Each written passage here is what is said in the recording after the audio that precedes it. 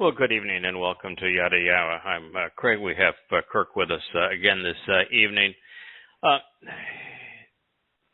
Last week's program did not post until sometime midweek. I understand it is there now. I began last week's program after explaining my analysis of the situation in the Ukraine by reading the text of Yahowah, not all of it, but a goodly part of it, without any of the insights provided by the commentary. And it was exceedingly harsh. I was almost happy that the show didn't post because it is really dark. Harsh, what's going to happen with God's people. We're actually going to return to that today and probably for the next 3 or 4 weeks. It is sobering, and it's a story that needs to be told. But since this story, as it's presented through the prophet Ezekiel, I think speaks of what we're witnessing in the Ukraine, I do want to begin again by framing the issues there so that the covenant family has an opportunity to see this from what I think is God's perspective. The world is on the precipice of world war. And the very people that are claiming to be the peacemakers are actually the perpetrators.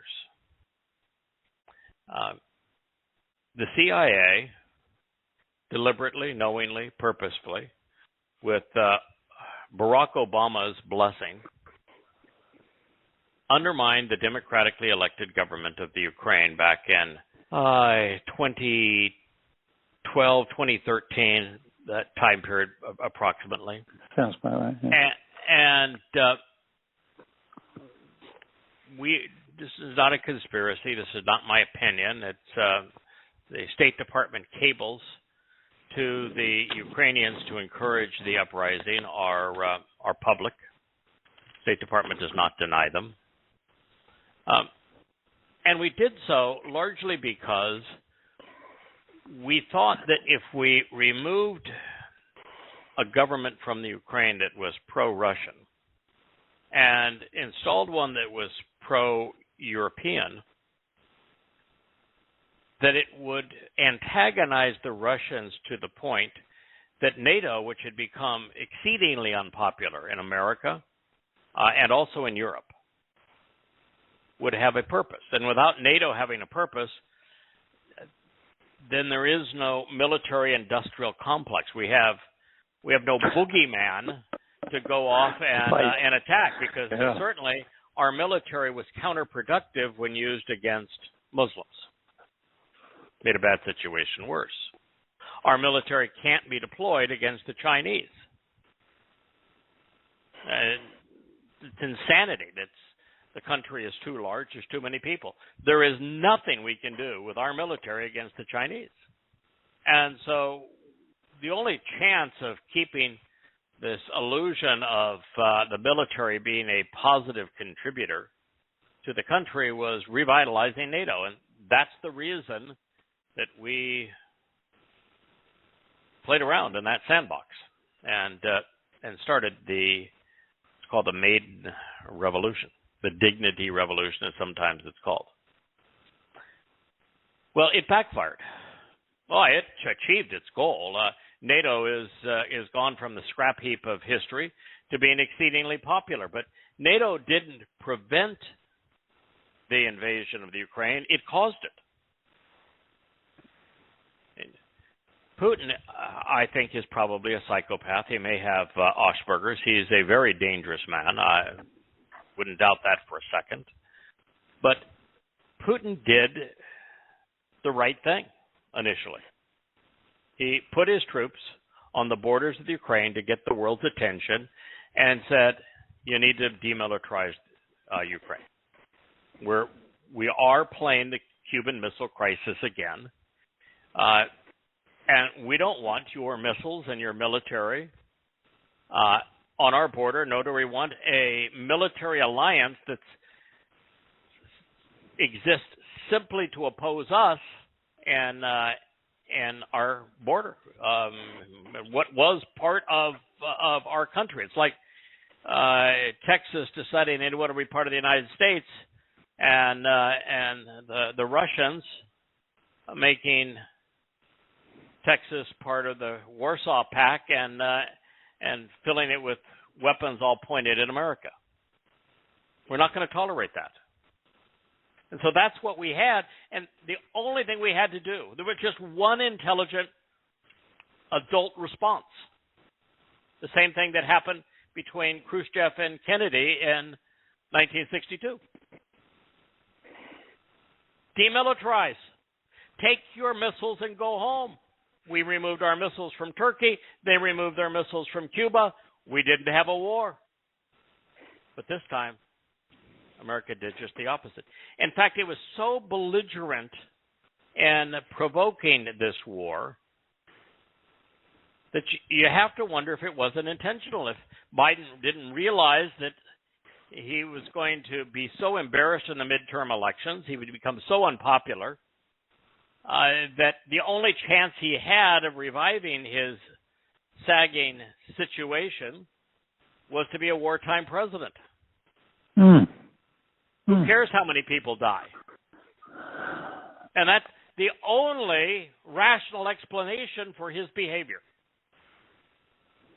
And he's become immensely popular in the media because there's nobody in the media that can think this through. And the Ukrainians are being presented as these virtuous paradigm of democracy and freedom-loving people. I want to tell you, no, they're among the worst people on the planet. We're going to go into it. I don't know if we'll reach that far into this chapter on this program, if it'll take us 2 or 3 programs, but we're going to get right into it as to why, from Yahweh's perspective, they had it coming. And I will guarantee you, God is not shedding a tear for what's happening in Ukraine.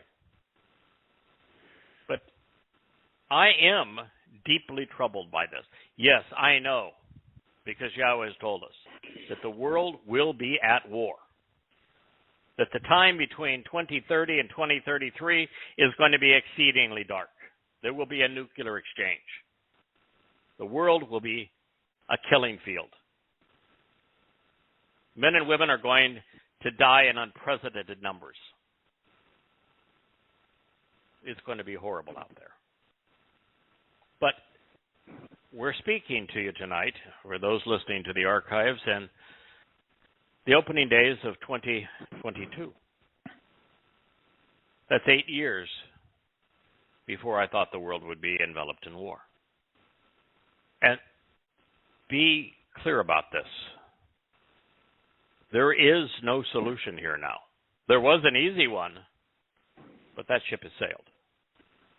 In fact, Lindsey Graham, the Republican senator, North Carolina, South Carolina, one of the Carolinas, actually told the Russian people to assassinate Putin. Oh, I saw that. God. I mean, good grief. We've lost it. Continuing to sanction Russians, continuing to, what did Putin or Biden say? He wanted to send something in the range like $100 billion worth of weapons into the Ukraine. You know what's going to happen if Russians are killed in significant numbers with sophisticated American weapons? Do you know what's going to happen if the Ukraine is so armed and so encouraged by the West to fight this battle, to be part of the NATO alliance and to be Russia's enemy, that it becomes a losing battle for Russia? Do you think that Russia is just going to pack up and go home? No. Pack up and go home? Does anybody think that Putin's a patsy, or do you recognize he is a psychopath? Russia has more nuclear warheads than any other country on Earth. Between the United States, by the way, and Russia, we have about 95% of the world's nuclear armaments. But Russia has more than we do, enough to destroy the world many, many times over. And the last thing you ought to be doing, which is what the entire world is doing, is provoking a man who we have every reason to think is probably a psychopath, such that is his only alternative. It's insane. And to think all we had to do to prevent it is say, you're right. We've been through this before. Cuban Missile Crisis, rational minds prevailed. We demilitarized Turkey. We demilitarized, they demilitarized Cuba. And there we were. We live on for decade after decade after decade, but not this time. Now, I'm going to blame it principally on the dumbing down of the world's population. We've known for some time that the religious are incapable of thinking. We've known some time that the conspiratorial are incapable of thinking. But something happened along the way as we moved past political correctness to being a progressive, where evidence and reason, rational thought were completely discarded, and where the only voice there is now of any consequence in the media and in politics that's acceptable is that of the progressives. And I'm telling you, they're insane. And so now there's a group think here that is wallowing in their self-righteousness when they're actually the perpetrators of what we're witnessing. All right, so that is the preamble. That is not what you're going to hear anyplace else, but we speak from the position of Yahweh's instructions, not from man's politics. By the way, I'd like to welcome those of you listening for the first time in Ontario. I think that is where the social media is being run this particular week. And for those that haven't been, the YadaYah.com website is really a spectacular tool. All of the books that we have written and rewritten are there on the bookshelf for you to read.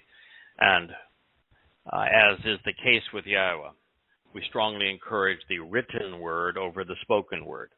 We do the spoken word because it helps to introduce this program to people, draws people in so that they find the books. But the written word is a far more effective tool when it comes to learning, growing, verifying, and something has changed on the site. It always was a difficult telling people where to begin. If you were a Christian, we said, begin with questioning Paul. There's now 4 volumes of those.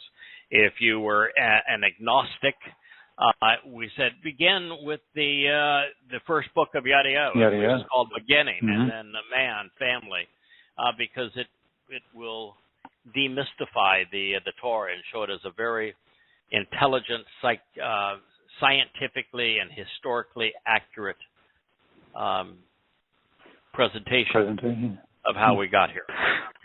And something, though, has changed, and that is that the first 3 volumes of an introduction to God, all 3 are posted in the site, although only the first half of Torah is actually on the site because I'm a chapter and a half away from completing volume 3. But an introduction to God has become a really effective way to begin the process of getting to know who Yahweh is, what he is offering, and what he is expecting in return. So I think we now have a really sound way for people to come to know God.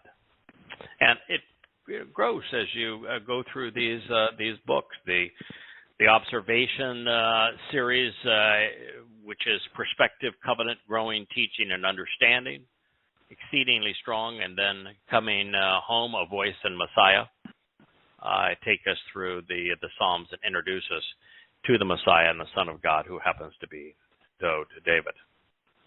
All right, with that said, we're going to begin about 20 pages in to what is I think it's the 11th chapter of Volume 3 of An Introduction to God. Mm-hmm. It's not posted yet on the website, and it's probably 2 weeks away from being posted and being published as a book. And the reason we're going to start here is because this is a wake-up call. This is exceedingly harsh criticism that God has of his people. And it's important for us to hear it, to think about it, to know it, because we don't have much time left. And Jews who are the target audience for our work, for Yahweh's testimony, typically fall into two camps. There is the religious, which are becoming ever more orthodox. They call themselves ultra-orthodox, Hasidic. That's the Judaism of the black hats and the black morning suits and the curly cues. And you're going to find out God doesn't think much of them. In fact, he despises them. And then there's the secular Jews. A huge percentage are progressives. They're actually anti-Israel. They're actually pro-Fakistinian. It's an amazing group. From being kind of the far extreme of reason. But those are the two largest groups of Israeli Jews. And so there's not a lot that we can reach. And it's looking like Yahweh's reunion with his people on Yom Kippurim, which is the Day of Reconciliations. It's going to occur in year 6000 Yah, which is October 2nd at sunset in Jerusalem, October 2nd of 2033. It's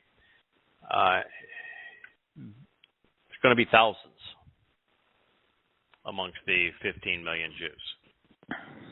And so I don't want to miss a moment in holding out hope that we can do our job and awaken Jews from their extreme revolt against God, both on the left and the right.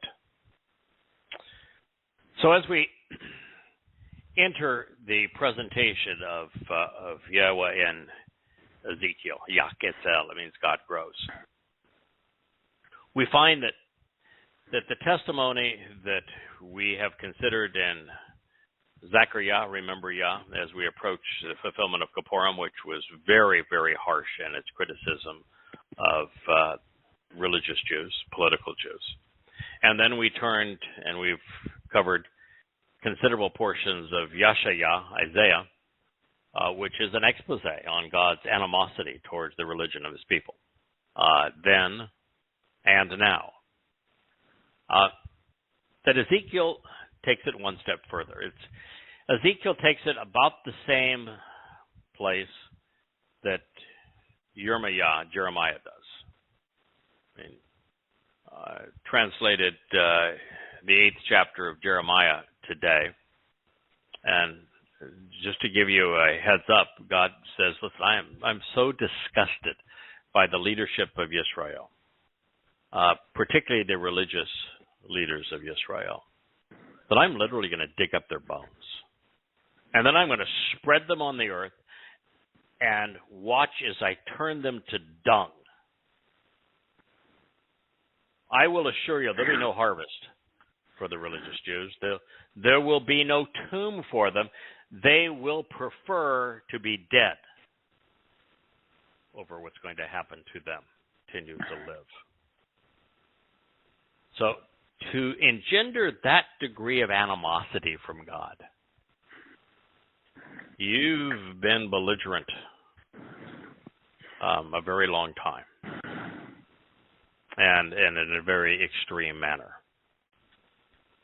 So Yakitzel is part of that story, and what's so amazing here is that the prophets all tell the same story, and it's overwhelming. For those who have been part of the covenant family and have been reading these books now for the past 10 to 15 years, I've been doing it 20, you know that I have not spent a lot of time on the days preceding Yahweh's return. I just haven't. My interest has been getting to know Yahweh, coming to understand the Torah, coming to understand the terms and conditions of the covenant, coming to understand the creation account, what happened and what the reasons were in the flood, trying to develop a better appreciation of the nature of Gan Eden, the Garden of Eden, because we're going back there. I really wanted to have a keen understanding as to what each one of the 7 Moed Mikre represents, how it was fulfilled, what it does relative to our relationship with God, how it facilitates the benefits of the covenant. We spent a lot of time learning about who Dod is as the Son of God, how he is the Messiah. We've invested a lot of time disproving the Christian New Testament and Paul in particular. But I haven't spent a lot of time doing the thing that is most fascinating particularly to evangelical Christians, which is in their end times. What's going to happen in the end times. And of course, they're stuck in Revelation, which is at best a summary of things that we're going to read here in Ezekiel. You also find some of Daniel, some of Yeshaya, some of Yirmiah tossed down. So we haven't spent a lot of time on this. I always felt that if we were prepared as it relates to the covenant, we were prepared in terms of our understanding of the Moed Mikre, if we were educated on the purpose and intent of the Torah, that the end would take care of itself. But somewhere along the way, while our mission has always been to reach out to Yehuda, to Yisrael, to call God's people home, and it has been that for the 21 years we've been at this, somewhere in the rewrite, it became obvious that we have a very special place in that role, and that God has a lot to say about what we're doing. And it became evident that without what we're doing, there would be no return. Frankly, Yom Kippurim would not be attended. This is hard to say, but it's nonetheless true, that over the past 3,000 years, God hasn't heard a single correct thing spoken by a Yehud Jew.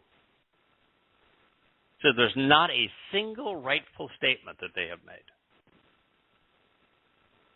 They are universally estranged from God, ignorant of his name, ignorant of what his covenant represents, ignorant of what the Torah's purpose is, completely unaware of what the Mikre accomplish. Or about. And so there is absolutely no reason to suspect that after 3,000 years of antagonizing Yahweh, that something is miraculously going to happen within the Jewish community, and they say, hey, really our religion and politics have really gotten us in a lot of trouble, and, we should probably stop doing what we're doing, stop antagonizing God, throw away the damn Talmud, and start paying attention to what the prophets have told us. There's no Hezekiah And if you read the prophets, moment. God doesn't like us very much. So No. there's nothing we can do that's worse than what we've done. But I'm here to tell you, that's a pipe dream. And it is the definition of insanity to think that if you continue to do the same thing, you're going to get a different result. Without what we're doing and a shrill, consistent, forceful, blunt voice that is backed up by Yahweh's Torah teaching and his prophetic Nambi revelation, there is nothing that's going to change in the Jewish community. We're it. And for that change to occur with enough Jews to make Yahweh's return on Yom Kippurim and Reconciliation Day satisfactory, we're not going to be able to be pacifists. God is exceedingly angry. He calls his return the day of anguishing anger. And he is going to annihilate the vast preponderance of the remaining of his people. That's how bad it has become. So we're going to do everything in our power and Yahweh's inspiration to awaken his children. And part of that begins right here in Yahweh. His cynicism and criticism is harsh. But through him, Yahweh reveals the ugly truth about Judaism. And before we continue, there is a tendency of Jews to bypass Ezekiel, to say, he was just disgruntled. He was way too into doom and gloom. Well, you got a problem there. And there's two, really. One is the voice of Yahweh is Yahweh's, through and through. It's Yahweh speaking. Yahweh has a few speaking parts, but they're few and far between. So to write off Yahweh as to say that it's the prophet's fault is to say that God's not stable, that it's God's fault. Second, the message in Yahweh is the same message is in Yashaya, Isaiah, as Hosea, Zechariah, Zechariah, and Yirmiah. Same exact message. So somewhere along the line, you have to actually shake your head and say, what's wrong with Jews? Why can't you see this? God is speaking of the last days, and he says your religion is repulsive. And yet you pretend like by being religious you're doing a service to God and to the country. The reason that this expose in Yahweh is in the introduction to God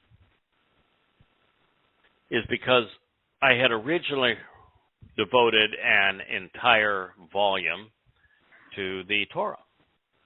And so the Torah volume begins with what the Torah says about the Torah.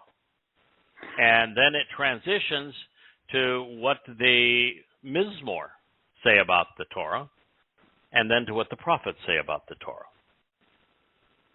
And we're in the second to last of those prophets. So from the Torah to Yosha and Shamuel, from Dod's Mizmor and Mashal to the prophets, Yashaya, Yirmiah, and Zechariah, Yahweh consistently and continually exposes and condemns the politics and the religion of his people. He excoriates their leadership, then and now. The very book Religious Jew claims serves as the basis of their faith relentlessly undermines every protestation. And while Judaism is not the most prevalent, the most misguided, the most destructive religion God condemns, it garners the most prophetic ink because Jews are his people. Now, that's something I want you to think deeply about before we progress. Anytime a Jew hears someone speak about Judaism in a negative way, they want to label that individual anti-Semitic. Sure. But what I'm reporting to you is what Yahweh has to say about Judaism. And I can assure you, Yahweh is not anti-Semitic. And I've devoted the last 21 years of my life. I get and sit in this chair before 6 o'clock most mornings, and I'm still sitting in it, translating and conveying the word of Yahweh on behalf of Yehudim Jews until 6 or 7 o'clock at night. I do it 10 to 12 hours a day, 6 and 7 days a week. I don't think there's anyone on the planet more devoted to helping Jews reestablish their relationship with God than I am. But I'm not going to lie. Yahweh despises Judaism. And the big difference is that the rabbis would insist that you're not Jewish unless you are an adherent to ultra-Orthodox fundamentalist Judaism. That defines what it means to be Jewish. And Yahweh takes exactly the opposite approach. You cease to be a Yahud, beloved of Yah, when you are religious. It is Judaism that separates you from being the chosen people. But the other point I wanted to make, and I reemphasize this, I have written the most condemning book ever scribed against Islam, Prophet of Doom. If you think I'm picking on Judaism because I happen to hold another religion, you would be wrong. I am anti-religious, as is God.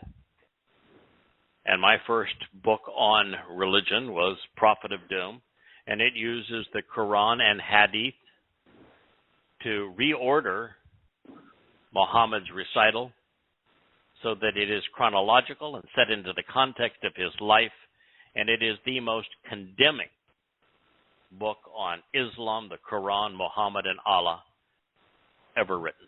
Ever written. And it is irrefutable. And should you think that like most anti-Semites, that if I'm not a Muslim, that I must be a Christian, you'd be wrong. Yeah, I once was. But I haven't been a Christian in, well over 20 years.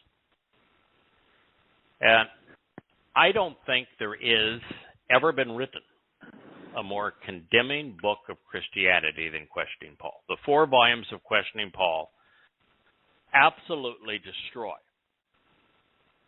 the credibility of Paul, the credibility of his letters, the credibility of the so-called Gospels, the credibility of the integrity of the text of the Christian New Testament.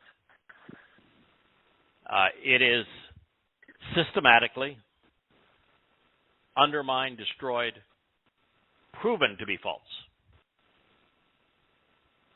And I do it not because I'm mean to Christians. I do it because the Christian religion has been the second most diabolical scheme ever perpetrated against God's people. The third worst is Islam, which is why Yahweh asked me to expose and condemn it. But you know what the most destructive religion has been in terms of its detrimental effect on Jews? Rabbinic Judaism. The mother of religions. The mother of Islam, the mother of Christianity, Judaism. They beget all the others. And so be aware that we have devoted 4 volumes in questioning Paul to destroying every aspect of Christianity. Everything. And I've written the most comprehensive and best documented text ever to disprove the religion of Islam.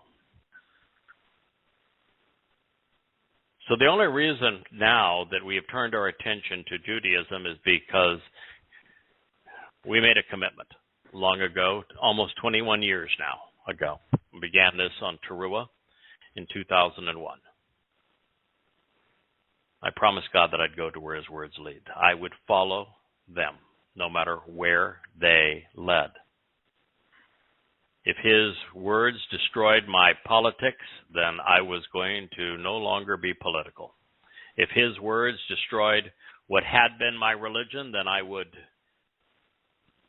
embrace Him, agree with Him, and go and be on the front lines of explaining why God despises Christianity. He does. And you have. And yes. I did. All the way through this, we've made a commitment to go to where God's words lead, and we're not changing now because there is no better place to be. And God's words lead to this point. There is nothing in the history of humankind that antagonizes Yahweh more than Judaism. And that is the point He's going to make over and over again. And we'll soon see why that has led to the invasion of the Ukraine. So how is it that otherwise intelligent and literate people, 15 points IQ jump beyond the average human, winners of more Nobel Prizes and advancements in the sciences than any other people, how is it that the most intelligent and literate people, we have to take the Haredim out of that list. They're very poorly educated. They really are very poorly educated. They're not they're not allowed to read anything. Not even educated in Hebrew or they speak Yiddish or in English. No sciences, no math. They are in an intellectual ghetto placed there by their rabbis. But with that exception, and of course the progressives squander intellect because evidence and reason no longer matter. Jews are exceptional. And yet, how is it that given direct access to the only book God actually inspired, written to them, written for them, in their presence, in their language, and yet they remain unaware that God hates their religion, their rabbis, and their sages? God's condemnation of Judaism isn't a subplot, among other themes. It is the single most reoccurring object of His disdain throughout the entirety of His written testament. And I think I mentioned a week ago I received a letter from an ultra-Orthodox Jew who wants to challenge this notion that God despises Judaism and that Judaism has been the single greatest detriment to the people. In other words, he wants to channel God's testimony. And he says, the Torah can't be anti-Judaism because there was no Judaism at the time of the Torah. And I'm here to tell you that you can look ahead. That if you may want to reread the Torah, because the moment that Yahweh got His people safely on the other side of the Red Sea, and they were at the base of Mount Horeb, and Moshe was up there receiving the Torah, what's the first thing that the Israelites, who had just been saved from the religious cauldrons of Mitzrayim, what's the first thing they did? I went back to Mizraim with the golden right. calf. You're right. Yeah. They became religious. And nothing has changed. That's why they spent 40 years wandering in the wilderness. That's why God has been so condemning of them. That's why he's going to dig up the bones of every Israeli leader going back all that time and desecrate them.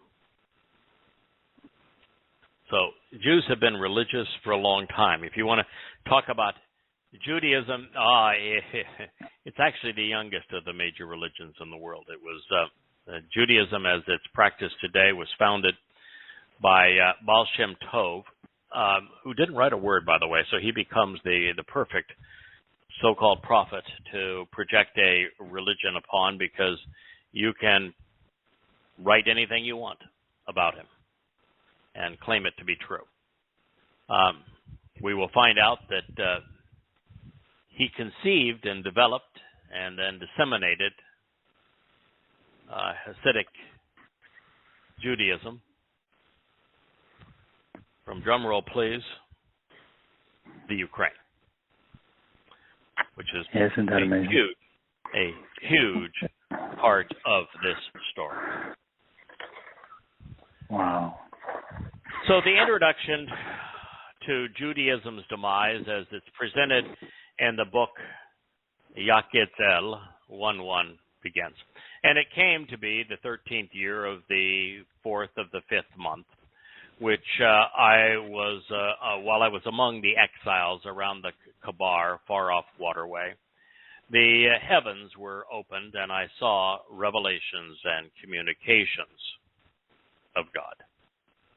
So this occurred sometime between Shabua and Teruah in the summer of 592 BCE, during the people's enslavement in Babylon. It was the 5th year of the exile of King Joachim. During the 5th of the month, that the word of Yahweh came to be then and forevermore with Yaketel.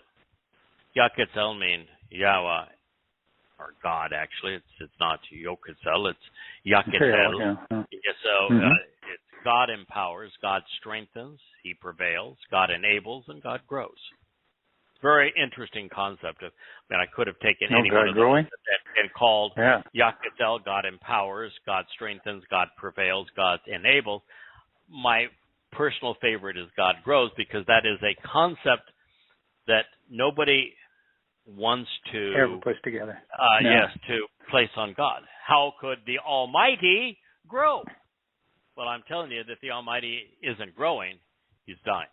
And since God's not dying, he must be growing. The nature of being infinite and in power is that you must be continuing to grow. Infinity is not a finite concept. And so the only reason that God would have to create humanity with all the aggravation that we have caused him, because with some of us, he has developed a relationship that he enjoys. And just as we benefit and we grow from raising children and sharing things with others, God grows as well through these experiences. And so God is doing this because he benefits from it, from the best of those relationships. Anyway, Yaketel presents himself as the son of Buzi. And I don't think he's talking about Jack Daniels. No, but Buzi means emerging from contempt, mockery, and disrespect. So it may be somewhat related to Jack, who was the royal advisor and priest in the land of Kasdim, Chaldea, which is a synonym for Babylon, on the Kabar Canal.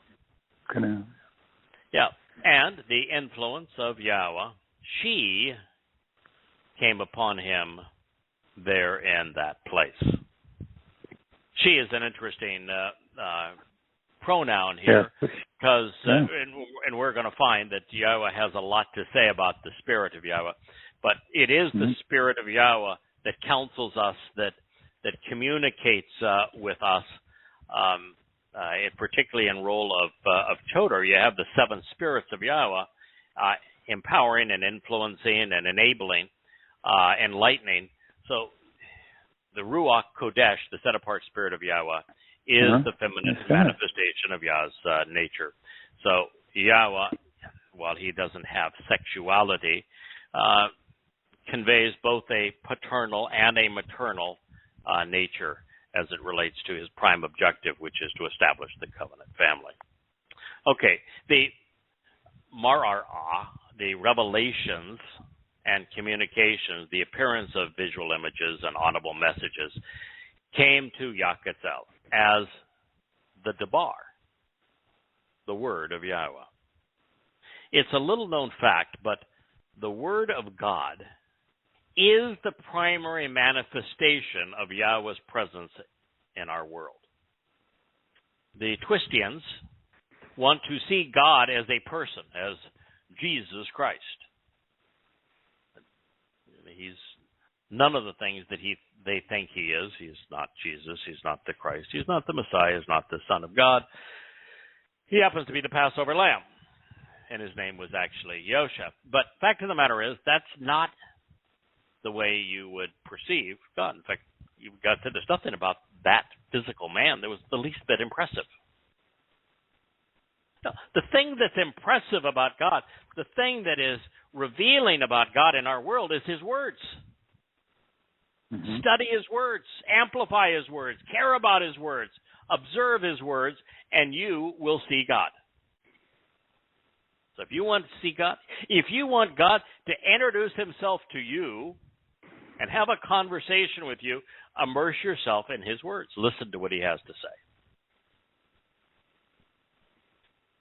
Now, while we've come to Ezekiel to consider what Yahweh revealed about his Torah, before we turn to the first of what are 7 times that God's teaching is referenced among his prophecies, let's review this affirmation of Yahweh's overt animosity towards Judaism as we read what follows in this prophecy, one which will be fulfilled upon Yahweh's return.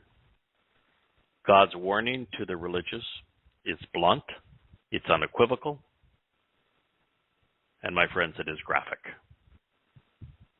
And while many may initially chafe at what Yahweh must do to rid the world of religion and the religious, and most especially Orthodox and ultra-Orthodox Jews in Judaism, may I suggest that your revulsion should be directed elsewhere. Even with God pleading with his people not to be religious, through every prophet over the course of 1,000 years, 1450 BCE to 450 BCE. And even with him telling them that he is going to slay those who are religious and crush every religious symbol, Jews continue to advocate for Judaism and continue to antagonize the Almighty. Amazing. It would be cruel for God to kill them while wiping out all traces of their religion without these warnings. And yet it is cruel to God for the religious under such circumstances to continue to taunt him, continuing to do what he must now eradicate to restore the earth and live among his children. This is one of the most stinging indictments of Jews ever written. And it comes from the God who loves them more than anyone. Yahweh is prophesying against Yisrael because he wants there to be someone left to save. The word of Yahweh came to be with me to say, Son of man, establish your presence against the high places of Israel and prophesy against them. Say, prominent in high places of Israel, you should listen to the word of my upright one, Yahweh. This is what Yahweh, my upright one, says to the prominent in high places and to those at a little lower elevation, to the depressed and to the proud. Behold, I myself will come, bringing a sword over you. Then I will destroy your places of worship. A sword was al-atem chereb, a cutting and dividing implement, an engraving tool. It is from Choreb upon you, therefore with the Torah coming over you. And then I will destroy your places of worship. Your altars will be devastated and desolated, and your religious imagery, reminiscent of your idolatrous worship, including blowing smoke on behalf of false gods, will be scrutinized and broken. And I will bring down and then cast down your deceased who are defiled before your religious dung. Before your religious dung, in the presence of your disgusting symbols and images, the crappy things you have come to establish, idolize, and venerate. And I will place the corpses of the descendants of Israel in the presence of their disgusting religious symbols and the dung they have acclaimed. And I will scatter your essential essence, even your bones, all around your religious altars. Wherever you dwell, those cities will be laid waste and desolated. And while the sites of religious worship, they're going to be left destitute. As a result of the damage they have done, your religious altars will lie in ruins. The religious things you have venerated will be shattered while observing the Shabat. The religious imagery reminiscent of your idolatrous sun worship, including your propensity to blow smoke, will cease to exist. Your customs and practices will be wiped away and blotted out. When the slain fall, dropping in your midst, you will know and understand without question, I am Yahweh. Well, that will be all she wrote for religion, destroyed by the very God the religious ignored so that they could honor the words of misguided and self-serving men. Estranged from the source of life, they will all die an ignominious death, their lives forever associated with their objects of worship. And please let it be known, the two most prevalent symbols of Judaism, the kippah and the Star of David, have origins in sun god worship.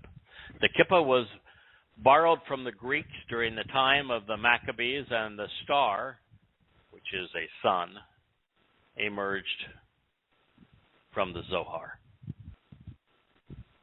While every word of this is overtly anti-religious, the concluding line was perhaps the most telling. For 800 years, beginning with the Torah's depiction of the flood and Exodus, Yahweh has been consistently delivering this message. Religion is deceitful.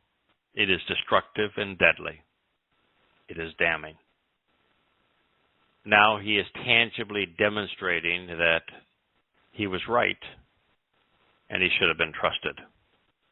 With the religious falling dead all around them, those who survive will know that Yahweh inspired his prophets and that he is God. There was a purpose to all of this, a reason for cleaning house. God says, I will leave a remnant. I will leave a remnant. I will spare a few so that some remain, so that there will be some survivors who escape the sword among you, along with some Gentiles, here where you were scattered throughout the earth. Yahowah 6:8. It is as we have come to expect, a remnant of Yehudim, Jews, will be spared, along with some Goyim, Gentiles. And while God did not quantify the number of each ethnicity who would survive, suffice it to say it's not going to be many. Very likely thousands among millions and billions. That is to suggest that the remnant will be comprised of 1 in 1,000 Jews and only 1 in 1,000,000 Gentiles. And this means the religious deceit will remain entrenched until God removes it. Isn't that a shame? Only 1 in 1,000,000 Goyim and 1 in 1,000 Jews will survive to embrace Yahweh by name when he returns. Also, since the Goyim will come from the places Jews had been scattered, most will hail from the United States. As many Jews live in America as currently dwell in Israel, 42% of the world's Jewish population. With those opposed to Yahweh's name and guidance gone, those who remain will be singing more pleasing lyrics. This is the next line of Yahowah. Those who have escaped and been spared among you will be reminded of me, and they will proclaim the truth about me, along with the Goyim, people from other ethnicities, from where they had been oppressed. This is where, as a result of the relationship, I was crushed. I was crushed over their unfaithful thinking and their disloyal inclinations, as they have turned away from me. They've abandoned me. And as a result of their disloyal and despised viewpoint regarding the things they worship and venerate, right to the end, they have remained divided and self-destructed, especially repugnant, even among themselves, for their wrongful shepherding and immoral associations which they have engaged in, for all of their detestable abominations and repulsive religious behavior. But it's breathtaking. Not only for Yahweh is it heartbreaking for him, it's also heartbreaking for everyone who loves him, for those of us who care about his people. Well, God's got to clean up the mess Yisrael and Yehuda have made to restore the earth back to the Garden of Eden. This is likely the saddest moment of his eternal existence. And I say that recognizing there have been many. Yahweh overtly regretted having conceived mankind when the hallmark of civilization became violence and subjugation so soon after receiving a Nesama from Eden's exiles, so that we would not squander what he intended with our incessant wars and pervasive caste system. God cleaned house and began again, only to witness the same result. Religious and political oppression have continued to be the common denominator of human civilization. Kirk, you're a historian by hobby. That's a harsh statement, but I think it would be echoed by almost any true student of history, that religious and political oppression are the common denominator, the hallmark of human civilization. Yeah. They work you to death as slaves, and they throw you on the altar as sacrifices. Human sacrifices. And if you're not a slave, you're still subject to the caste system. Oh, yeah, of course. And constant wars, constant sacrifice even of humans to their gods, constant terror, oppression. Yahweh's sadness is unmistakable. There are not people. These are not people with whom he was acquainted when he had to do the Great Reset during the flood. But now we're talking about people whom he knows. He established and affirmed his covenant with Abraham, with Yishak, and with Jacob. He delivered their descendants from Mitzrayim. He authored his Torah in their midst. He escorted Yisrael to the promised land. And every one of his prophets, from Moshe to Malachi, had been a Israelite. Equally revealing. He had made a promise to restore his relationship with them, something which not be accomplished in the presence of their religion. Yehudim have crushed Yahweh, deeply saddening God with their relentless devotion to their religion. But that is not the only emotion being conveyed, nor even the most powerful. For Yahweh to slay his people in such numbers, and for him to toss their corpses along with their bones of the defiled and deceased around the ruins of their religious edifices, tells us that they have engendered the animosity of the Almighty. He is revolted by what they have done to themselves and to others. He is disgusted that they have venerated themselves rather than respect him. God's hatred of disingenuous rabbis and their disgusting religious outfits, of their Babylonian Talmud and their occultic Zohar, and their derisive rhetoric and pathetic rituals is palpable. We are witnessing animosity at such a level, it behooves us to consider what drove Yahweh to this point and cease contributing to his anger before we are among the slain who are scattered among the ruins, the religion. Please, Yisrael, Yahudah, yes, Goyim too, disassociate from Judaism and Christianity, from Islam and socialist secular humanism, before you're counted among the carnage. If you don't like what Yahweh is saying that he is going to do, then don't be counted among these people. Stop antagonizing him. It's simple.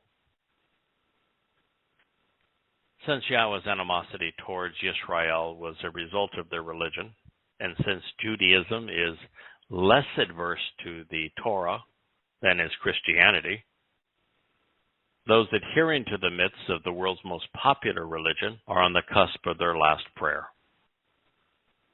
Unaware of the consequence of participating in Toabah, abhorrent religious worship, they too will be annihilated, which must be done to restore the planet and make it safe for those who will endure with God. Mm-hmm. Then they will know and acknowledge without equivocation that I am Yahweh. Kirk, that's impossible the way the world is today. Christians deny Yahweh's name. The Roman Catholic Church, the most popular and populous Christian institute, absolutely outlawed. Papal decree. Mm-hmm. Yeah. And Judaism, you couldn't get an Orthodox Jew to say or write Yahweh's name if his life depended on it. He'd rather commit to Islam than say Yahweh's name. Yahweh's name is never mentioned in the Talmud. Yeah. Never. So, the acknowledgement of Yahweh as God is something so few people do outside of those who have read these books and have been part of our voyage of discovery. I'd say it's nil. Well, most of this is right off the first tablet he wrote. Right. You know, you can't be with me. You can't be with me in another God. You have to know my name. You don't besmirch my name. First statement of the first tablet. You will not exist with any other God. And he says, I am Yahweh who liberated you from being enslaved in the crucibles of Mitzrayim. Religion. Yeah. Yeah. It will not be in vain that I spoke to them about engaging in this ruinous and evil behavior. So if Yahweh says, it's not going to be in vain that I spoke to them about this ruinous and evil behavior, and that they're finally going to know and acknowledge without equivocation that he is Yahweh, how is that going to happen? Are there any rabbis writing about this? No. Are there any Christians writing about this? No. No. Are there any Muslims writing about this? No. No. Are there any socialist, secular humanists writing about this? No.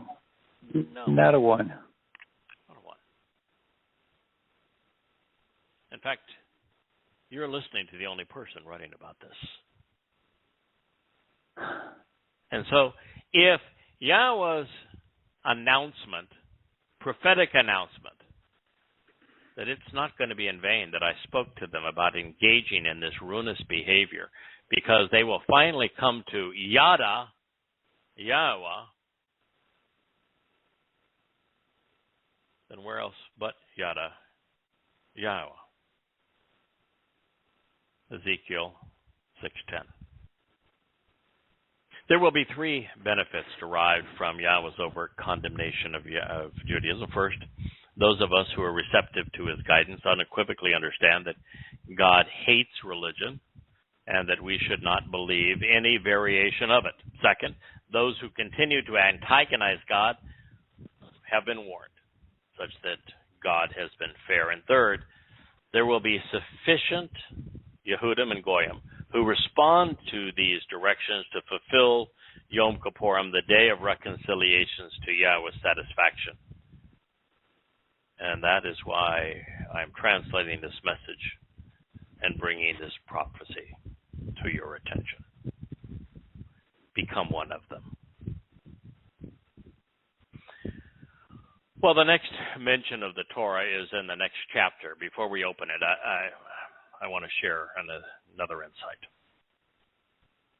Please never limit the Torah to the 5 books ascribed to Moshe.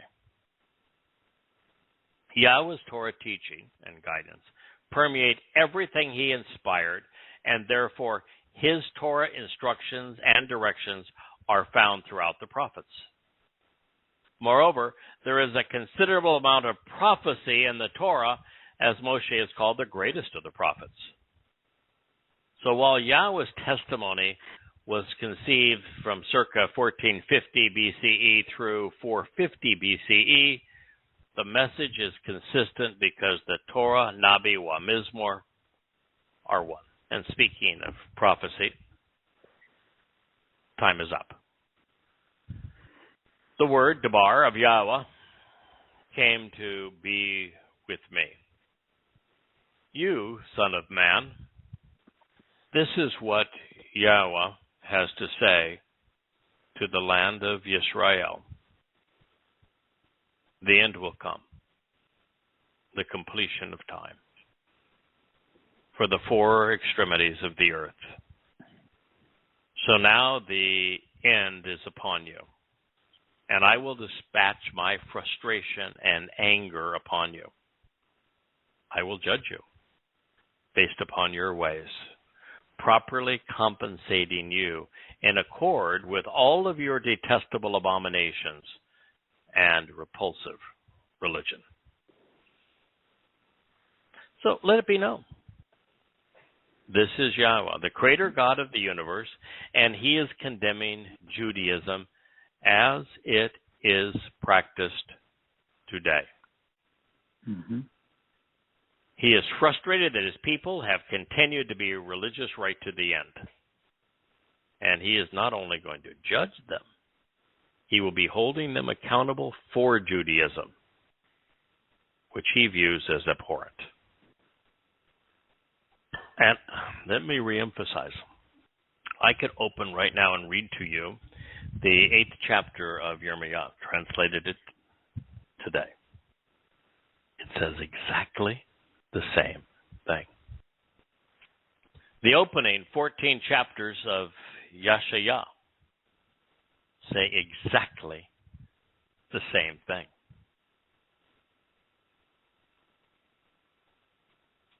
Therefore, rabbis and those loyal to them can protest all they would like.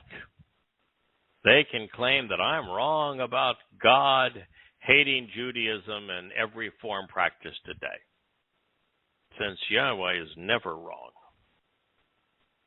I am the least of their problems. Now, my wife will tell you that I am the worst of their problems because nobody else is saying this. But let me tell you, to be a witness of God, to witness to what Yahweh is saying, and to recognize this is God saying it, and this is what he says he's going to do, don't think for a moment that the witness is your problem. Never the messenger. Nope. Listen, I'm not going to cop out and say, hey, don't get mad at me. I'm just the messenger. Well, no, but still. It's, yeah, and the reason I won't cop out and say has to do this. Is because I agree with God. Yeah, he has to do this. There's no other way. I am, well, not the same caliber of son that Dode was, but I'm a child of God. I'm part of God's family, just as every covenant member is. He's my dad. I love him. I admire him. I respect him. I enjoy his company. And so I'm not without bias. And what I have found all along is that when my thoughts, my perspective, my attitude are in sync with his, that, well, that's a good thing. And so I'm not going to cop out and say, don't blame me, this is God speaking, because based upon what God has taught, I agree with him. God says, my perceptions will not spare you. My views are going to leave no room for pity, no compassion towards you. God says, speaking to Jews, I will have no mercy due to your ways. You brought me to this. I will bring upon you, giving back to you your detestable abominations and your repulsive religion, which exist in your midst. And then you will be aware and understand. You will finally acknowledge that indeed I am Yahweh. Ezekiel 7:4.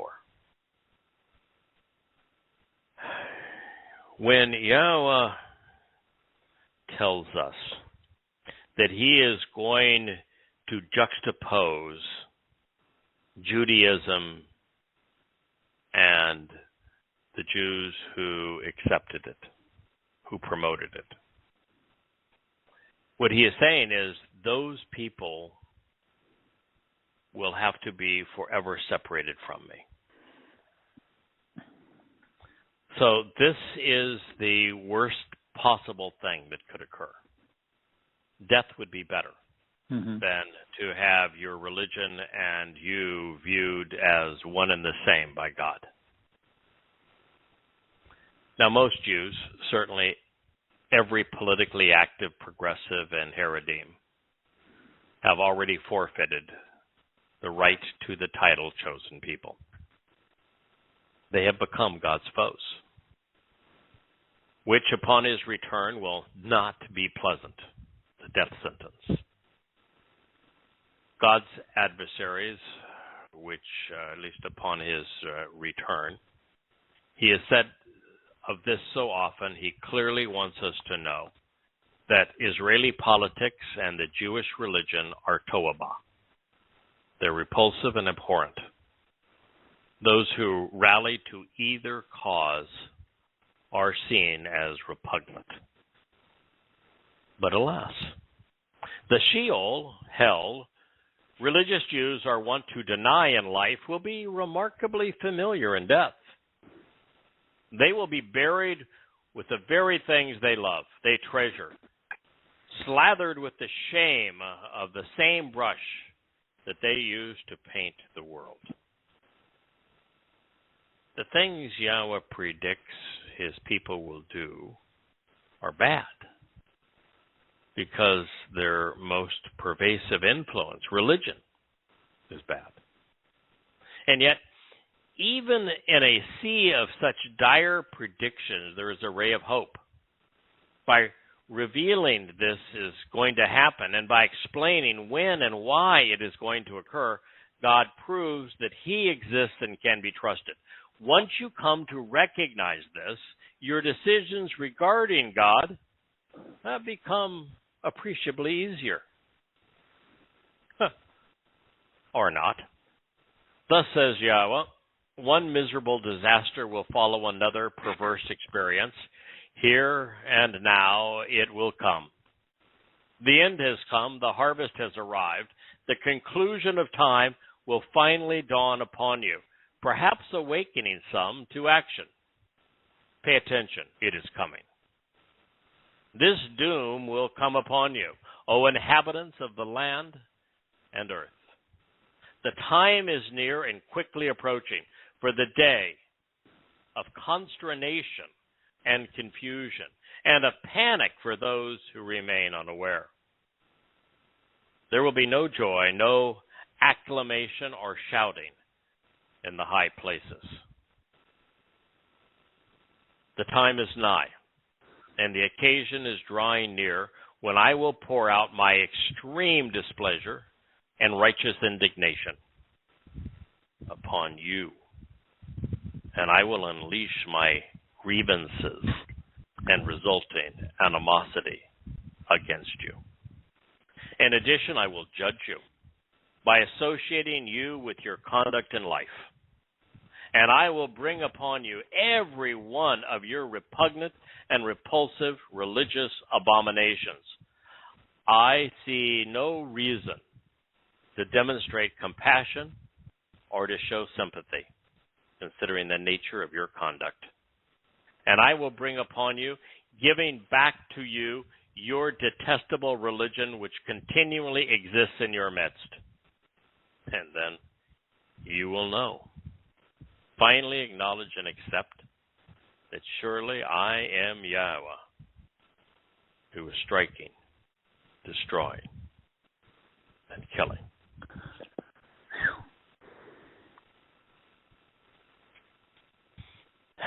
How can you remain a religious Jew when this was written to you in your language through one of your own?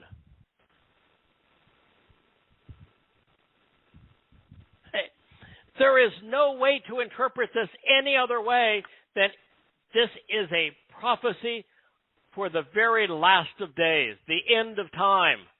Year 6000 Yah, which as we sit in 2022, is just 11 years away.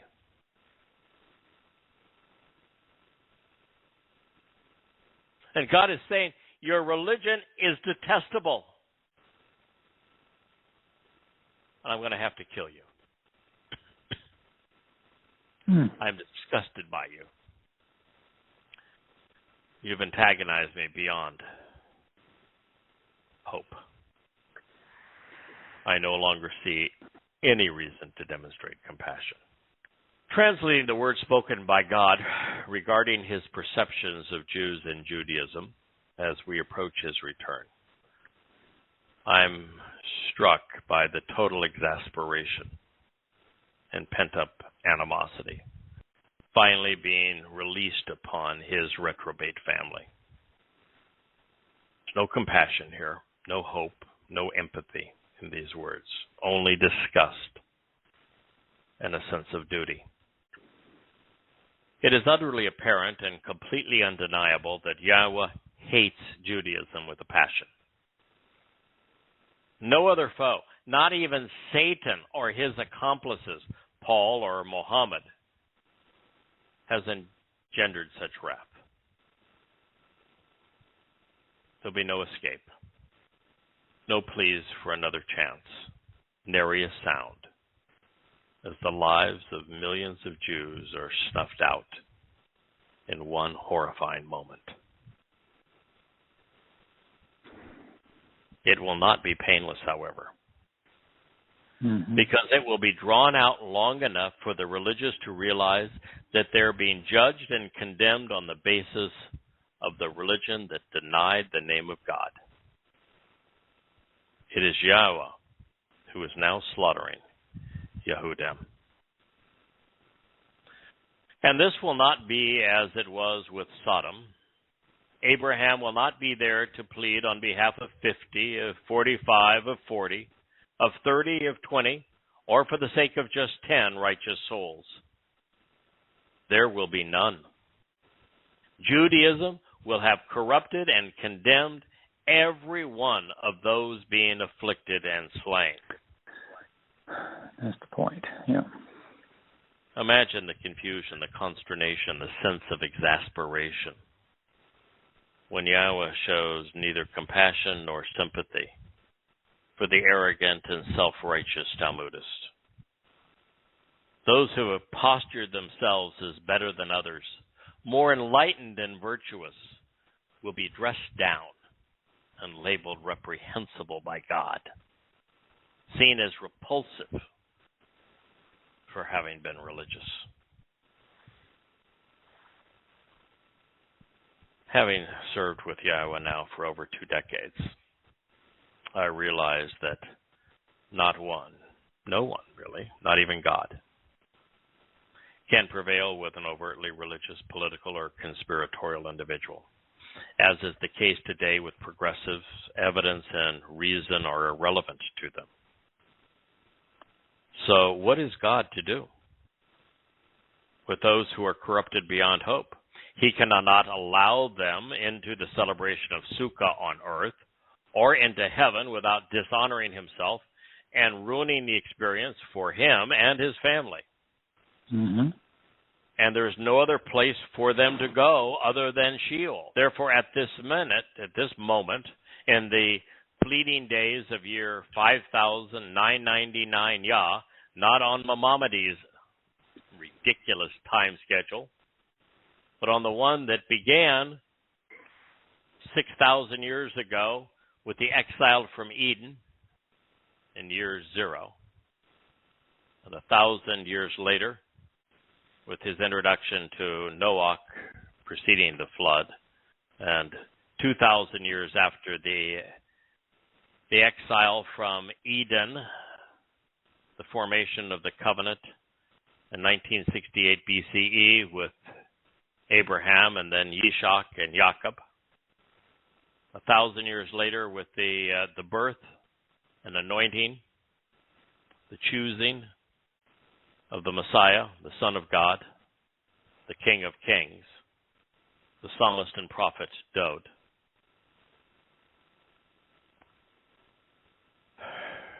A 1,000 years later, Yahweh would fulfill on the same mountain that he confirmed the covenant, Moriah, through Yosha as the Passover lamb, and then his soul fulfilling Matzah, enabling Bakurim, and 7 sevens later, offering the enlightenment and enrichment and empowerment that comes with Shabuah. That is what he has done.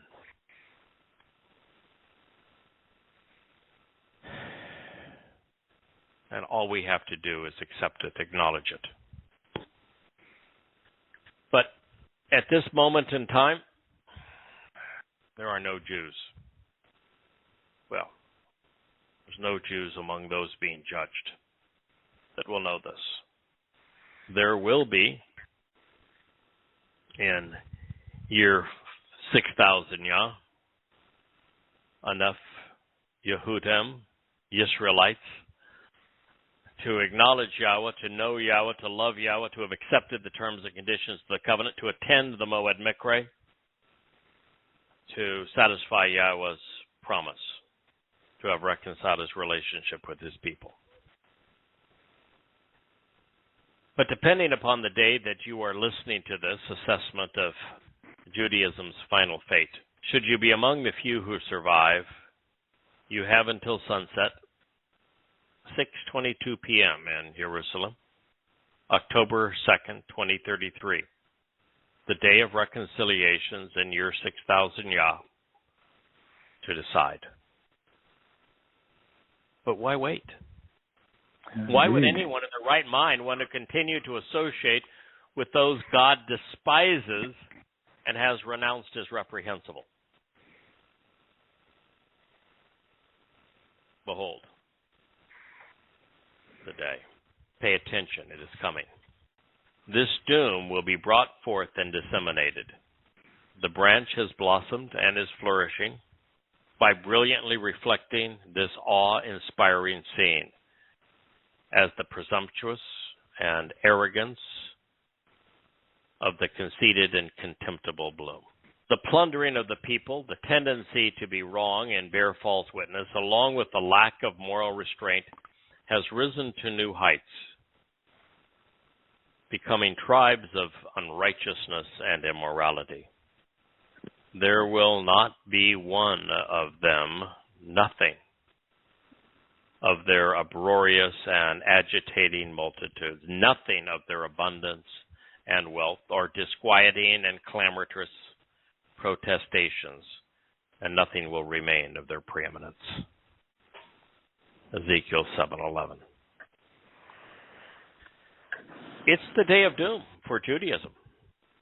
The branch who is Dode will have returned, holding the staff and scepter to repudiate the presumptuousness and the arrogance of those whose attitude towards Yahweh has become too contemptible to endure.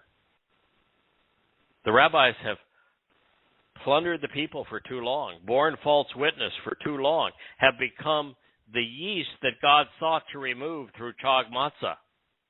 And so now he is removing them. When we consider the formation of the covenant, that's presented in the family volume of Yada Yahowah, we discover that Yahweh upgraded Abraham's name to, well, it was Abram's name to Abraham. Yeah. As a compound of Ab, father, and either Rakam, mercy, or Hamon, enriched and uproarious multitudes. I had always thought that as a merciful father, he represented our heavenly Father, and as the Ab Hamon, he was symbolic of the enriching Father of the covenant, as well as the father of the confused and riotous. The latter, I assumed, was a legacy of Ishmael's association with Islam and terrorism.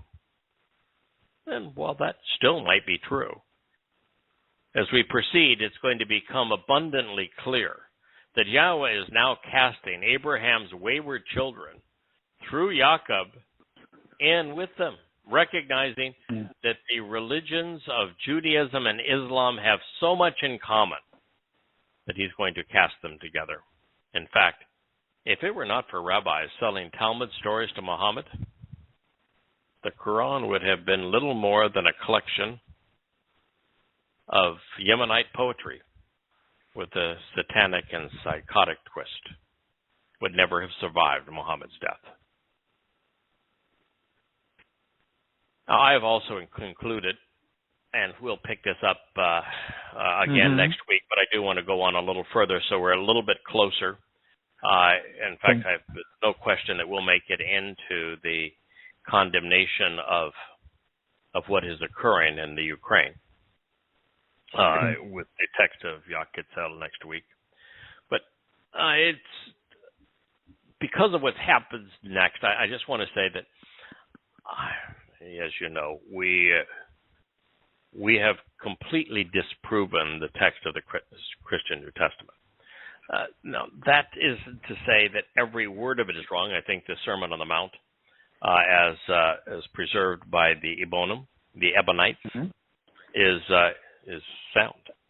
I think that much of the Olivet Discourse is sound, also preserved in Hebrew by the Ebionites, whom the first rabbis despised. And I think there are significant aspects of Revelation that, while they don't cut new ground, as a paraphrase and explanation of what we read in Ezekiel and in Daniel and in Yeshaya and Yirmiah, provide a bit of a handrail that in some cases makes it a little easier for us to see what's going to occur. So I'm sharing that because there's aspects of what follows that appear to provide the witness for which Revelation made a number of its statements. For example, one theme in Revelation is a concern over buying and selling, which will occur during the great reset of the world's derelict currencies and broken economies. Turns out the basis of this admonition is found right here in Yaquetzal. Further, in Revelation, there is an anti-Messiah, falsely named the Antichrist by being inappropriately filtered through the Greek lexicon, in addition to a false prophet, both representing the adversary. We also find the basis of that claim here in Ezekiel 7, along with hints of Satan's failed coup as the god of religion. That too is exposed as the source of evil being thrust upon the world at this time. Again, we are recording. Hopefully, this program will be posted and the regular way at the end of this program. So for those who are still listening on the phone and for those who are listening to the archives, let's go ahead and share this from Yaquetzal 7:12. Please For do. indeed, the sellers will neither restore nor return, even charge for what they have sold for a duration of time in their lives. This revelation is directed toward their entire population, their congregations, their wealth, their possessions, their loud and confusing rhetoric. And nothing is going to change. Further, the man of iniquity, his needs cannot continue to be satisfied because he cannot remain as intensely powerful or as overtly elevated in status. That was 7:13. Supply chains have been severely disrupted by the moronic and meddling politicians, such that inventories are not being replenished. Currencies have been so egregiously undermined with deficit spending and unrestrained monetary supply that money has no value. With so many government handouts, there is no longer a motivation to work. And that is why Yahweh's indictment is directed at everyone, secular and sectarian, political or religious, workers and rioters, national leaders and the media, conspiratorialists and protesters. The earth has become a cesspool of chaos. And out of this quagmire of global ignorance and immorality, of injustice and irrationality, the man of iniquity will emerge to lord over the souls he wants to worship him. Yahweh, however, can no longer endure Satan's malfeasance and his colossal ego. For Yahweh to rise in the minds of his people, Satan must fall. For God to empower the remnant of Israel, the religious gods must be delegitimized. Now, there's another statement here that should haunt Jews reading these words. Yahweh stated that this revelation was directed toward Kol Hamon, the entire population of Israelites at this time. With Kol Hamon addressing each congregation, every flavor of Judaism, from progressive to conservative to ultra-Orthodox, is being condemned. With Kol Hamon identifying loud and confusing rhetoric, Yisrael's politicians are part of the rebuke. So are Jewish businessmen and bankers by way of their Kol Hamon, considerable wealth and possessions. With Kol Hamon, the entire rainbow coalition of progressive protesters are among those who, lo shub, are not going to change. And that is exceptionally sad. It appears that all but a few thousand among 15 million Jews will remain too political, too liberal, too secular, too religious, too unreceptive, too stubborn to be saved. Neither the IDF or G-D is going to save them from themselves.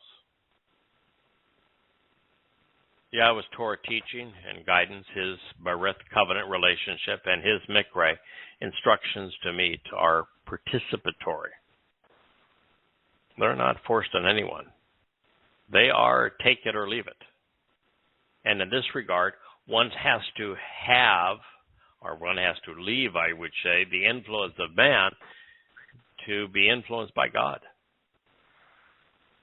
Since Yahweh just affirmed that the preponderance of his people will not do so,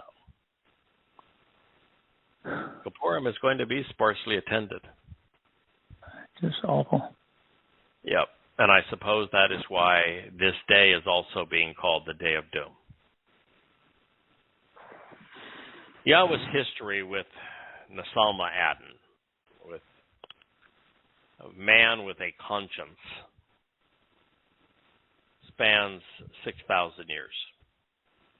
Nearly 4,000 of those with the descendants of Jacob Yisrael.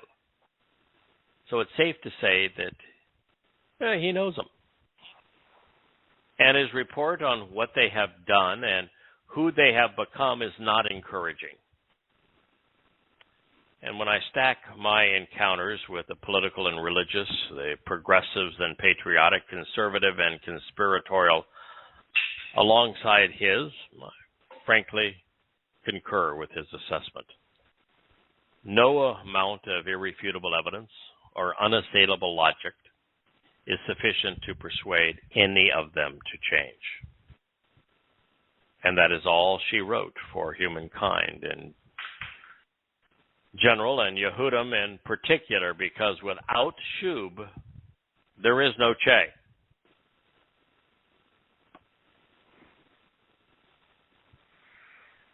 So in this next statement, we're reminded that Yahweh's animosity is not only directed at society's most influential institutions and at society's most vocal individuals,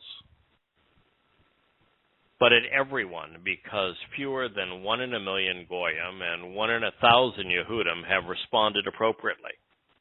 People continue to listen to the proclamations of the religious and political rather than the voice of the covenant. And this is a battle mankind cannot win. We'll conclude our program tonight with this, which is Yad 7:15. Okay. They will blow the trumpet, having decided and prepared everything. But no one's going to engage in this battle. For indeed, this is because my burning indignation and scorching animosity is upon the entirety of their agitated congregations and uproarious population. The sword is outside in the open to sever and separate in accord with that which was engraved upon Choreb. And the pandemic of widespread sickness and death, this plague of words, is starving within the family and home. Whoever is associated with the open and broad way will die by the sword which separates and severs in accordance with Torah's inscriptions. Then, for the good of the relationship, whoever is associated with that which is occurring in the city, he or she will be devoured by insufficient nutrition and plagued by sickening words, condemned by the famine and pandemic. Then the survivors who have escaped and the remnant not caught up in the impending doom, they will come to exist on the mountains like doves, considered clean and of the spirit, among those lifted up and growing up, the gay. All others will be riotous while lamenting their situation, intoxicated with desire, snarling, angry, enraged, excessively loud, and disturbing in their disruptive commotion. Each individual guilty as they are liable for what they have done. Yaketzel, God grows, Ezekiel 7:16. Well, Kirk, that's a scene few could have fathomed. But then everything changed rather abruptly. Simultaneously, really, with the assault of the pandemic and the destruction of the economy and people's judgment through the deprivation of liberty and livelihood, along with the riotous and disruptive response of the left and the right. It is as if the world came off its collective rocker. Yeah, and time speeded up. I mean, for so long it seemed like we know this will happen, this will happen, no, so now it's right in front of our face. Wow. Yep. Hamas attacked Israel, and most people the world over blame the victims. With what was essentially a repeat of the Cuban Missile Crisis played out in Ukraine, Putin was blamed for the war that NATO provoked. Taiwan will be the next to fall, as the world moves rapidly from riots to wars, from too many controls to being completely out of control. And while the world's currencies and economies have been deliberately trashed, plunging the planet recklessly towards the Great Reset, there's still no accountability. Simultaneously besieged by a virus and oppressive public policy, supply lines have been severed and food is now in short supply.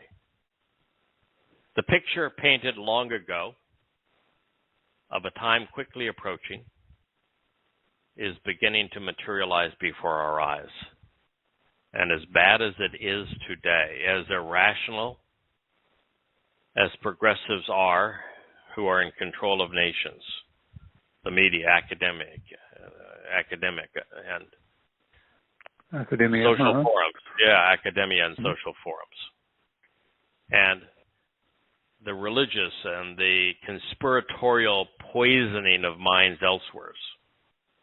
Clearly, all hell is about to be unleashed. Mankind is devolving rapidly as chaos reigns.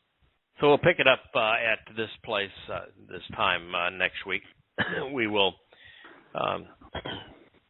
I might even conclude this chapter, which would be a marvelous thing to do. We made considerable progress because we jumped ahead. We did not cover Hosea in hopes of making it well into this so that we could cover why the Ukraine from God's point of view. I think it's a riveting discussion. Even those who have edited these books now multiple times with me, and there are 15,000 pages of books, even say this is a real page turner. This is no question. This is must-read material. You're going to see specificity of God's prophecies, going to know what God hates, and how God response. I can tell you that you don't want to be in the Ukraine. You don't want to be rooting for them. You don't want to be fighting for them. I'm not suggesting that you want to be on the side of Russia. No, sir. I'm not a fan of Putin, and I recognize that there is no way to win the war that he has begun, and there's no way now for this invasion to end peacefully. So we're going to explain how it happened.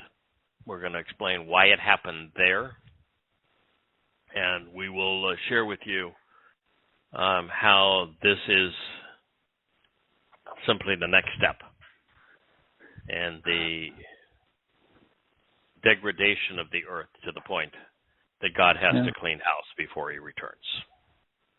Well, God just don't forget, does he? I mean, the other day when you remember when you was talking about Petra, he don't forget. He don't forget this. I mean, he don't mess with my children. No. As bad as they are, he'll take care of them, but don't mess with my children. Yeah, and that's basically the problem with Ukraine, is that the most virulent, the most outspoken, the most corrupt version of Judaism in the long history of the religion's repulsiveness exists today. That's his birthplace. Huh? The Haredi variation of the ultra-Orthodox, those are the folks with the black suits, the curly cues, the black hats. They live in hives and move about in swarms. God despises them. And their religion was conceived and disseminated, metastasized in the Ukraine. Beyond that, the most disgusting acts by any group of people upon the God's people took place in the Ukraine.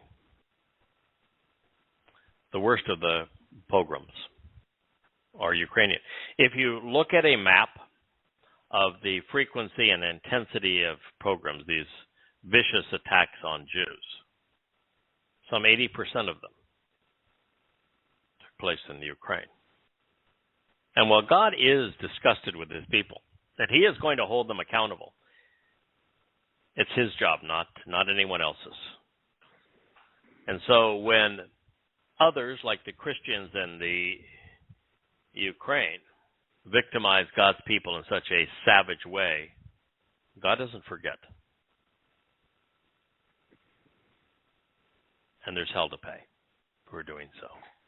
And when it comes to the ultimate degradation of God's relationship with his people, fundamentalist, ultra-Orthodox, Hasidic Judaism, God does not forget where that occurred either. Yes, there's a reason the Ukraine was targeted among all nations of the world. And we'll get into precisely why that occurred on both sides, both being wrong, as we make our way into this program next week. So may Yah bless. I'm not apologetic for bringing this harsh news. We've been doing this now for 20 years, and we very, very seldom focus on God's animosity for his people. But frankly, he had a lot to say. It's about it, and it's our job to report it, because frankly, he's trying to wake up futures. As he said, my message here is not going to be in vain. It has a purpose, and the purpose is that there will be some will who respond meet me and acknowledge me and return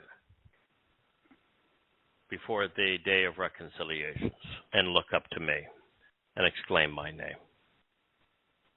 And one of the things we're going to learn as we go through here, the thing that God is the most angry about because of its overall consequence on his relationship with his people and the poisoning of the world with religion is the removal of Yahweh's name from his testimony by religious Jews. Yeah, I get it.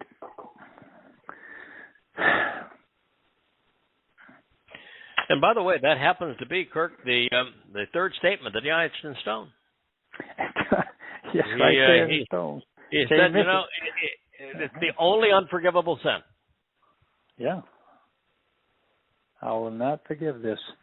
I will not forgive this. And what's interesting is the verb that he used to describe it, Shoah, became the system, the name of the system, the mastery, of how they use it, how they did it. Rabbis actually used to disguise the pronunciation of Yahweh's name.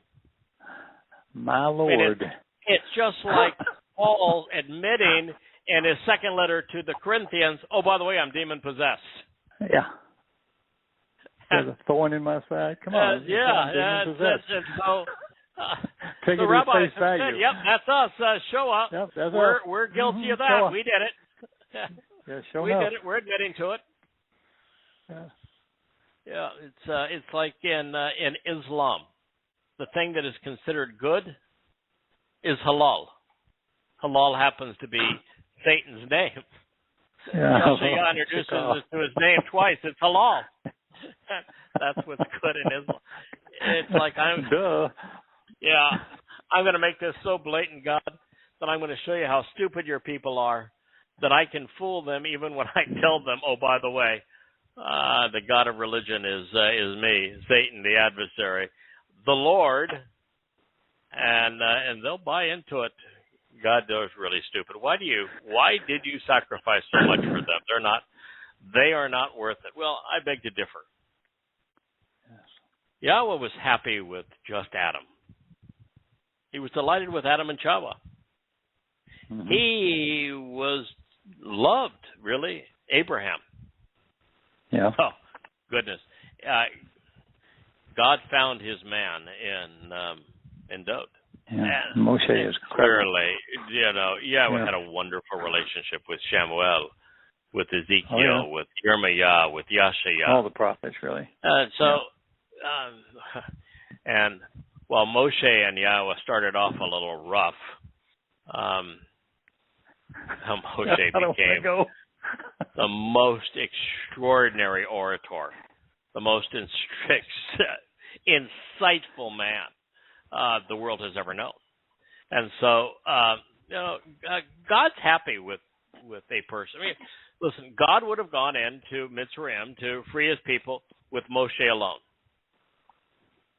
So, at the end, God has two witnesses, one for comic relief, Elia. The other, I guess, to do the dirty work. But go tell him. So I'm going to tell you that Yahweh is not like the religious. He is not like the political. He is not impressed with numbers. No. If God was happy with Adam, and you have 1,000 Yehudim, and I think there'll be many thousand. That show up for Yom Kippurim, prepared and excited to witness Yahweh's return, and there to greet him. Still going to be delighted with. He's going to be delighted with that. That's several thousand more than he was already happy with. So well put. Yes, I wouldn't be sad for Yahweh that it will be so few relative to the number that exists. I'm sad for the people who will miss out, but I'm delighted for those who will be part of it. Mm-hmm. Yeah, truly. And it is, as they say, it is what it is. And God has made it really clear this is the way it is. So I'm just going to do everything I can to encourage Yisrael, Yehudah, and Goyim. Listen to the words of Yahweh. He is not going to allow anyone who is overtly political, conspiratorial, or religious into his home, into heaven, or even to survive his return. And his return is just 12 years away. 11 years away. So please, reality check, huh? Yeah, wow. Listen to what he has to say. And by the way, you may not have that much time because the world's going to be at war. A lot of people are going to die. Yeah. And God has given you a life assurance plan where you can live forever. All right, so look forward to being with you all next week. Happy Shabat to one and all. This is a story with a very happy ending, although there's going to be a lot of darkness between now and the time that the light returns. But between now and then and our program next week, may Yah bless, and I look forward to being with you next week. Good night. Okay, good night.